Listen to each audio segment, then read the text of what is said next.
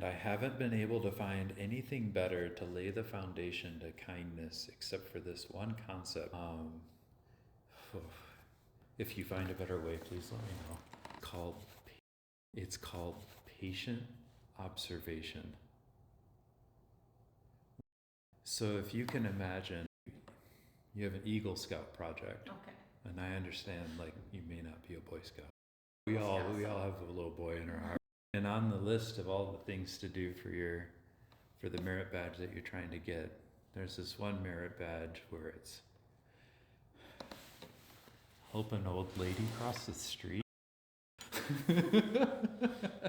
So you find her, and she's got a walker and 20 bags. She's got strings hanging from her horn glasses, and you're like, oh dear God. So you're like, come on, we got this. And there's traffic. It's rush hour, and there's so much traffic you can't see straight.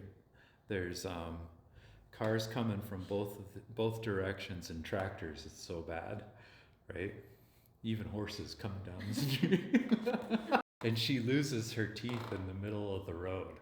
Oh, okay, yeah. Like that would be, definitely, you definitely have lots of patience. Yeah.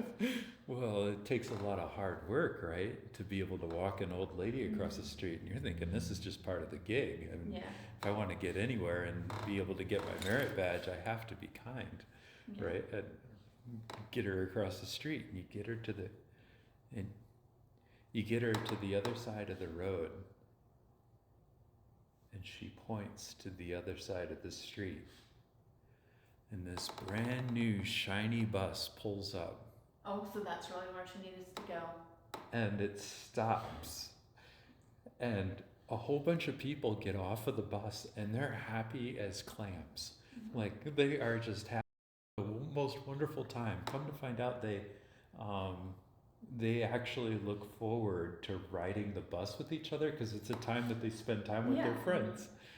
And a group of people gets on the bus with that same kind of relationship. And even the bus driver is a really happy person, because elections are coming up, and everybody that rides the bus, they're trying to win the election for his fan club. Okay.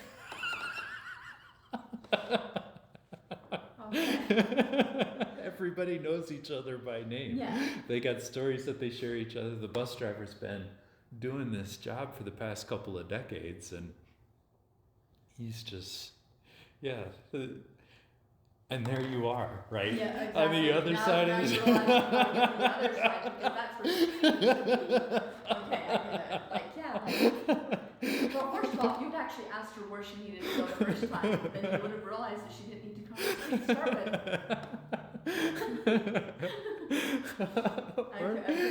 But she really appreciates that you're doing what you're doing, and come to find out there was somebody else that needed to walk across the street, and she friends with a whole bunch of people in town, and they know, and she knows, like, other old ladies that needed to get across the street. But without that patient observation, it doesn't seem to work at all. The Buddhists recently have come up with a new term called kindfulness. Kindfulness? Yeah. And the best I can tell you is that it starts with patient observation, and that whole concept of mindfulness that people talk about with meditation, or serving tea, or Tai Chi or yoga or whatever it is. It all seems to be underneath the same bundle. Yeah. And then, so to get a person to tell their story without any judgment seems to be the first step of kindfulness. I really hope I'm wrong, because it's like I've met some doozies of human beings that aren't as kind as you. Well, I've always believed that what we give, we will get back. Like, if you give kindness, if you give, respect, if you give trust, if you give, I know you have to earn trust too. Like, trust is something not the easiest to give to people. No. And even respect sometimes isn't the easiest, What do you? And so for me, it's when you say that word respect, respect. What do you mean? Like, you know how sometimes when people think that, you know, they become entitled, they think they just deserve it. Like, it is something that they have not even tried to earn it in any way, shape, or form. And they think that, oh, you should just respect me because of what position I'm in, or what it is that I do, or what it, you know, without you actually really. And in Mesopotamia, they've been using AI to uncover the tablets and to be able to decode all of them. And today, you hear this story around the world.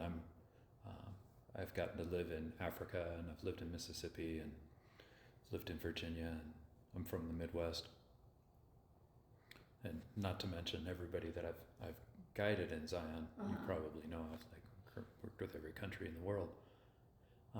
But this is an ongoing thing that people say. Kids these days, they're always on their tablets. They're so entitled, and they don't have any respect for their elders. And so they started uncovering the tablets of Mesopotamia. And do you know what was written on the tablets? No, I haven't seen anything on that. Kids these days are always on their tablets.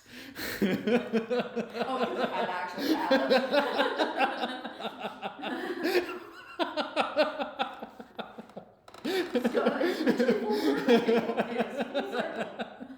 Didn't see it coming, did ya? But if you think about it, it's kind of